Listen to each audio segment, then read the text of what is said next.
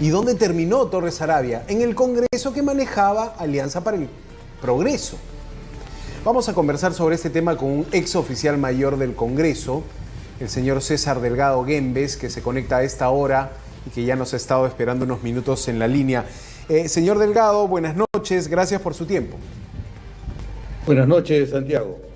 Bueno, quisiera empezar conversando sobre esta situación que, más allá del caso policial, ha mostrado cómo en el Congreso el poder de un partido ha terminado distorsionando la entrega de puestos o distorsionando la selección de buenos cuadros para buenos perfiles. Hoy nos enteramos también de que ha continuado una purga en cargos importantes. Ya sabemos que hace algunas semanas renunció el director general de administración, pero así han ido cayendo otros designados por la mano de Alianza para el Progreso. ¿Cómo ve esta situación? ¿Y puede esto ser una lección que se termine aprendiendo para finalmente mejorar un poco el nivel de quienes ingresan a cargos fuertes con poder en el Congreso?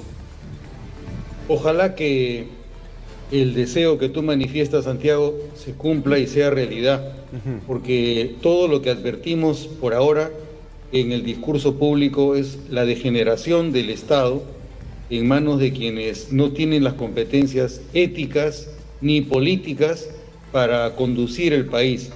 Estamos en una situación lamentable, no recuerdo haber pasado en nuestra historia por una situación semejante.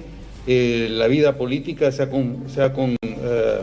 convertido en un escenario ya no policial, sino criminalístico, porque las noticias que van saliendo continuamente son de índole criminal. Vemos delitos en todas partes. La señora Vicky Navarro, por ejemplo, denuncia un abuso sexual, y por otro lado vemos que se habla de la presunta red de prostitución en el Congreso, donde se termina premiando a quien habría sido el autor de este tipo de delitos. El escenario ante el que nos encontramos es delicado, porque en principio tenemos casos como el de la señora Alejandra Aramayo Gaona, que responsabiliza al señor Julio Talledo por la irregularidad en la difusión de información que en principio parecía que habría sido reservada como parte de las investigaciones en la Fiscalía. Claro. Y ella misma declina la responsabilidad, no obstante que es la titular de la Oficina de Comunicaciones. Si el señor Julio Talledo, a su juicio, se excedió en las funciones que le correspondía como asesor accesitario de comunicaciones en la presidencia del Congreso, y ella creyó que eso no era correcto, ¿por qué no impidió que esto se materializara? Entonces ahí hay una corresponsabilidad. La señora Alejandra de Mayo también es responsable porque ella es titular de la Oficina de Comunicaciones. Eso es lo lamentable.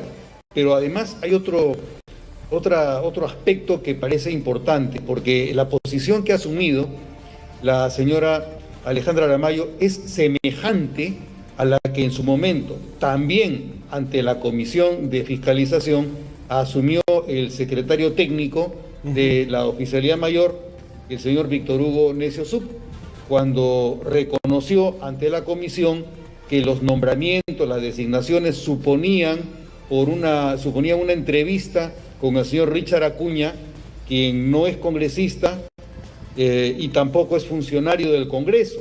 Entonces ahí hay otro dato importante, porque liga la presencia de poderes extrafácticos. Hay un poder tras el titular, que sería Richard Acuña, el hijo del señor César Acuña. Claro. Entonces tenemos el caso de Alejandra Aramayo, que denuncia la presencia del señor Julio Talledo, asesor de la presidencia, y por otro lado Víctor Hugo Necio Sub, que menciona la presencia del señor Richard Acuña, a diferencia, Santiago, de lo que ocurrió cuando en la misma comisión de fiscalización, cuando se le preguntó al oficial mayor, al señor Giovanni Porno Flores, quien le había indicado que se designe al señor Torres Arabia durante la presidencia del señor Alejandro Soto para que asuma la dirección o la oficina de legal y constitucional. Y el señor Forno señaló que no se acordaba. Bueno, aparentemente son dos actitudes diferentes. Mientras que el señor Forno blinda a quienes son los autores de estas designaciones, el señor Necio Sub denuncia la presencia del señor Richard Acuña y la señora Alejandra Aramayo reconoce la presencia de este poder fáctico que es el que termina usurpando con el consentimiento de ella las funciones que tiene la Oficina de Comunicaciones e Imagen Institucional en el Congreso. Eso es lo que te podría comentar en principio, Santiago. No, ha sido un excelente resumen de los hechos más trascendentes, el caso de Aramayo, también mencionando el caso de Víctor Necio Sub, que incluso mencionó una reunión de bienvenida en casa de Richard Acuña, y esto otro que también nos comenta, me parece, en torno a Giovanni Forno, el oficial mayor, que después apuntó al director general Carlos Páez, ¿no? Y como finalmente dando un nombre y se procedió con sacar al señor Páez. Pero todos estos casos tienen en común que son puestos de poder, son puestos importantes en el Congreso, puestos que controla Alianza para el Progreso. Y allí mi pregunta es, en este caso, ¿los partidos han distorsionado esa idea de la confianza? En estos casos, los partidos están simplemente llamando a cuadros que no tienen el mérito necesario para hacerse cargo de estos puestos importantes, porque ¿cómo nos explicamos entonces que se haya procedido o que haya habido en un primer momento una persona como Torres Arabia que suma denuncias en la Oficina Legal y Constitucional, ¿no? Entonces, me parece que allí la responsabilidad está clara en Alianza para el Progreso, pero quería apelar un poco a su experiencia, ¿no? ¿Ha visto en algún momento de su paso por la administración pública y sobre todo por el Congreso este nivel de entrega de cargos a cualquier funcionario, a cualquier persona? Bueno, mencionas varias cosas, Santiago, pero quisiera, antes de responderte la última pregunta, el principal responsable puede ser Alianza para el Progreso, pero en realidad se trata de una cuestión sistemática, porque además de las responsabilidades que tendría Alianza para el Progreso, sobre todo en el área de la Dirección General de Administración, donde está el señor Páez, también ocurre con la presencia de personal de Fuerza Popular y de Avanza País, que son los grupos parlamentarios, y además de Perú Libre también, ¿no? Claro. Que son los partidos que tienen presencia en la mesa directiva. Son ellos los que están tomando decisiones a partir del llamado cuoteo. Cada uno de los diferentes partidos asume una cuota de responsabilidad sobre la supervisión de algunos órganos y así han ido sumando designaciones. En la Dirección General Parlamentaria, por ejemplo, está el señor Jaime Abensur, que ha sido candidato por Fuerza Popular y durante esta semana ha estado haciendo actividades de proselitismo y de capacitación política en Pucallpa, además instando a la gente a que dé vivas a favor del señor Fujimori a partir de un mensaje que ha salido en Instagram. Así es como me he enterado yo. Eso me parece que tampoco coincide con la ética en el ejercicio de la función pública y que además está prohibido de manera explícita por el Código de Ética en la Función Pública, en razón de lo cual debería iniciarse, estimo yo, un procedimiento administrativo sancionador, porque eso lesiona el comportamiento que le corresponde a un funcionario. Pero como vemos, Santiago, se trata de una cuestión masiva que se está ocurriendo en todo el aparato administrativo del Congreso. Esto podría deberse a que el Estatuto del Servicio Parlamentario quedó suspendido en el año 2018 durante la presidencia del señor Luis Galarreta.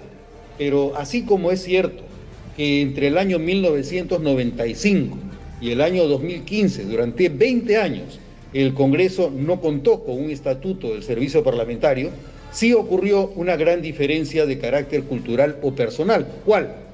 Que quienes ocupaban los puestos representativos en la mesa directiva y en los demás órganos parlamentarios sabían cuál era su posición y el rol que debe cumplir el servicio parlamentario a partir de las reglas de neutralidad y de imparcialidad.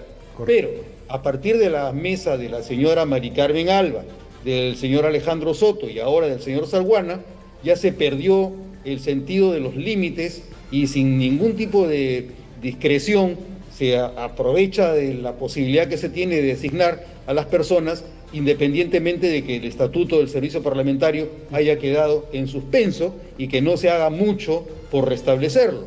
Entonces, hay un aspecto normativo ciertamente, pero más importante es las incompetencias éticas y culturales que demuestran tener los congresistas durante este periodo, porque están zurrándose literalmente en la razón de ser del servicio parlamentario, poniendo a gente que es de confianza, independientemente de los méritos, de la trayectoria o de la experiencia que se requiere para ocupar puestos de alto funcionario en el Congreso de la República. Y no solamente a nivel del oficial mayor, de las direcciones generales, de las jefaturas de departamentos, de oficinas, de áreas, de unidades y hasta de grupos funcionales, sino que además se está designando gente de manera masiva en puestos que el CAP no prevé, con el objetivo fundamental de ir copando todo el Congreso. Y para que la gente se quede callada, adicionalmente a todo esto, Santiago, como todo el mundo conoce, ha habido un incentivo especial que ha consistido en el abono de una importante cantidad de dinero a todo el personal del servicio y de la organización parlamentaria, trabajadores de planta y trabajadores de confianza, que no es nada insignificante. ¿Pero por qué? Porque de lo que se trata aparentemente, y lo subrayo, aparentemente, es de hacer que la gente se quede callada y que aguante todo lo que está pasando, abusando de la capacidad de tolerancia que tiene la gente porque le están dando el dinero para que se quede callada.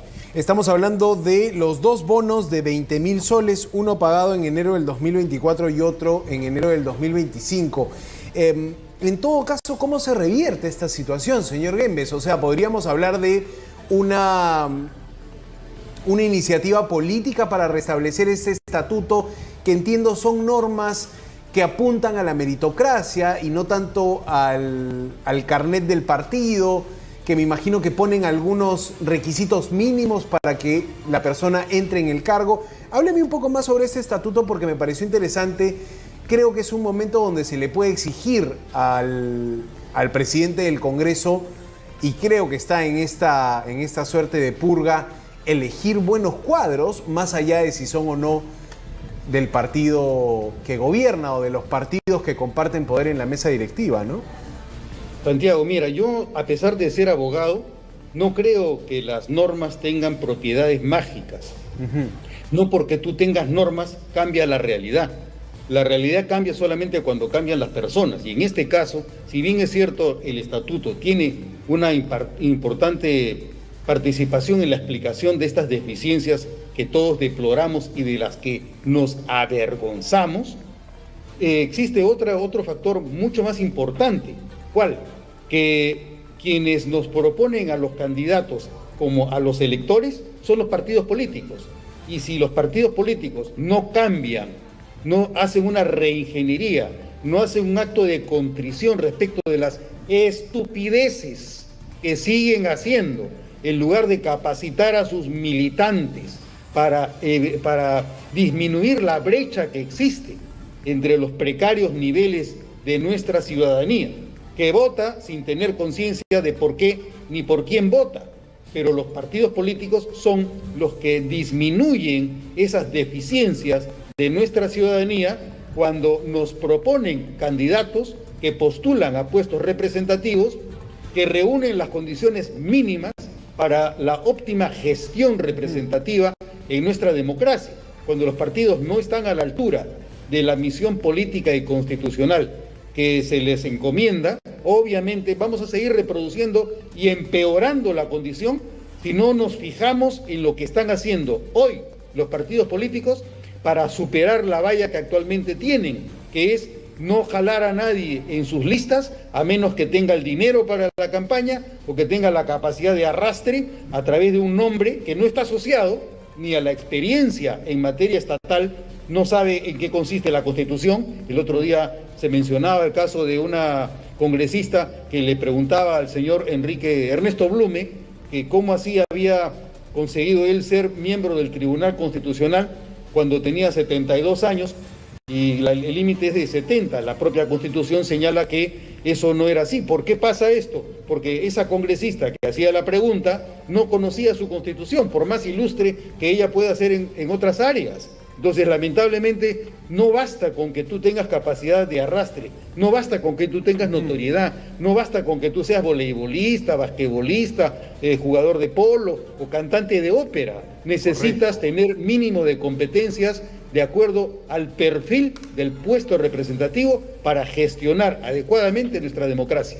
¿Y qué nos espera ahora que vamos a tener senadores y diputados y probablemente un mayor número de cargos a llenar en el Parlamento Nacional? Mira, Santiago, tú has expresado una esperanza al inicio de nuestra conversación y yo quisiera aferrarme a esa creencia que tú tienes de esperanza, pero lamentablemente la tendencia nos llevaría a creer que esa esperanza necesita fortalecerse porque los partidos políticos son los responsables de llenar todos los puestos en el Senado y en la Cámara de Diputados. En el Senado a través de los 24 senadores regionales y de los 36 senadores de Distrito Único Nacional, además de los 130 congresistas que son elegidos por circunscripciones territoriales en sus respectivos departamentos. Entonces, lamentablemente podemos incurrir en una peor situación en la que nos encontramos ahora, porque la bicameralidad tampoco tiene propiedades mágicas. Lo que cambia las cosas es las personas, y en este caso las personas que pertenecen a los partidos políticos. Si no nos fijamos bien en los líderes a los que queremos elegir, que tienen una visión correcta del Perú, si no elegimos bien a esos mismos líderes son los que nos van a seguir depredando la República y causando más malestar que bienestar. Ahora, respecto a lo que será esos cargos importantes en la cabeza de la Cámara de Diputados y en la cabeza de la Cámara de Senadores, ¿cómo va a funcionar? Porque actualmente tenemos una sola Cámara y una presidencia con 3 vicepresidencias. ¿Cómo será en un sistema bicameral? Mira, ahí se ha cometido un error muy grande, que ha sido reformar la Constitución para que este Congreso dicte los reglamentos con los que deben funcionar la Cámara de Diputados y el Senado. Sin embargo, la realidad, Santiago, es que la Cámara de Diputados tiene su propio reglamento y el Senado tiene su propio reglamento. De la misma forma que ocurrió en el año 1980, probablemente tú todavía no habías nacido, cuando se reinstauró el sistema democrático, ¿con qué reglamento empezaron a funcionar las juntas preparatorias en diputados y en el Senado? ¿Sabes con cuál? Con el reglamento interior de las cámaras legislativas de 1853, que nunca quedó ni reformado ni derogado. Entonces lo mismo debe ocurrir ahora. Tenemos los reglamentos con los que debe empezar a funcionar las juntas preparatorias y a partir de la instalación de ambas cámaras, cada una de las cámaras debería ocuparse de las reformas que debe hacer en sus reglamentos para adecuarlos a la Constitución de 1993 y a los últimos adelantos, si se quiere, que se han realizado a nivel organizacional en el Congreso unicameral. Eso es todo lo que habría que hacer. Pero lamentablemente ahora parece que quienes quieren hacerse cargo del bicameralismo son los menos indicados porque lamentablemente no son la gente más competente para hacerlo. Y hay que conocer esto, ¿no? Y hay que entrar en ese debate para saber también qué está en juego. Allí le quería preguntar, ¿Senado también tendrá una cabeza, tendrá una mesa directiva? ¿Así se maneja? ¿Cómo se manejan esas instituciones de quien dirige las cámaras? Cuéntame un poco de eso. Mira, en principio lo que se prevé es que cada una de las cámaras tiene su propio presidente y tiene su propia junta directiva. En la Cámara de Diputados se le llama junta directiva, en el Senado se le llama comisión directiva, y cada una de las cámaras tiene su propia organización. En la Cámara de Diputados tú tienes un presidente, tienes 2 secretarios, tienes un prosecretario bibliotecario, tienes un tesorero y tienes un protesorero. En el Senado ocurre una cosa semejante, no se maneja con los roles de presidente y vicepresidentes. Cada cámara tiene su propia organización, tiene su propio personal. Cuando hay sesiones conjuntas, de acuerdo a lo que señalaba nuestra Constitución del año 1979, se turnan por sesión la presidencia de las sesiones conjuntas del Congreso. Entonces, lo mismo cabría hacer. Eso ha funcionado siempre. Lamentablemente, quienes trabajamos durante el régimen bicameral cada vez somos menos. Yo mismo estoy jubilado, estoy retirado desde el año 2019, no puedo retornar al Congreso hasta el año 2027 porque me acogí a un programa de retiro voluntario con incentivos donde el contrato señalaba que no puedo retornar en los próximos 10 años. Pero aparte hay funcionarios que todavía tienen experiencia en el régimen bicameral. Por ejemplo, Javier Ángeles Hillman, que ha sido oficial mayor del Congreso unicameral, o Hugo Rovira Zagal ha sido funcionario dentro del Congreso bicameral, dentro del Senado. Entonces, esas son las experiencias a las que habría que recurrir para poder levantar la organización del Congreso bicameral cuando éste se instale en julio del año 2026. Claro. O sea, figuras de un servicio civil, un servicio parlamentario que tengan el suficiente aplomo de experiencia, pero también me imagino algo de aplomo de decirle al político: no te pases, no me pases ese currículum, no quieras que ponga en este cargo a esta persona, no sé, con un dudoso historial o sin el mérito para ocupar un cargo tan importante como administrador o jefe de la oficina de prensa, qué sé yo. Realmente es lo mismo que deberíamos reprocharle al oficial mayor cuando se olvida quién le propuso la designación de Torres Arabia, o a la señora Alejandra Aramayo, que no obstante su protesta, fue la cuenta de su oficina, de la cual ella es titular, la que sacó el Twitter que ahora ella le reprocha al señor Talledo. Lo mismo. Claro, aquí hay una situación de, me parece, peloteo innecesario ante una realidad que usted ha descrito bien y que en otro medio llamó patológica, enfermiza, la realidad de lo que está pasando en el Congreso, incluso comparándola a la realidad que pasa en la sociedad, ¿no? En eso sí el Congreso parece representar a veces todos los males de nuestra sociedad. Hemos estado conversando con César Delgado Guembes, ex oficial mayor del Congreso. Recuerdo que usted también es catedrático de Derecho Parlamentario y abogado. Muchísimas gracias por su tiempo, señor. Muy interesante la conversación. Ojalá podamos tener otro momento así cuando estemos ya encaminados en el retorno de las 2 cámaras en el Perú. Se va a necesitar mucho debate y sobre todo conocer esta forma que regresa después de años a la realidad nacional. Gracias, señor Delgado. Espero, Santiago, si me permites, sí, claro, que próximamente podamos revertir la situación psiquiátrica que estamos padeciendo. Ojalá que así sea. Muchísimas gracias por su tiempo. Hasta luego, buenas noches.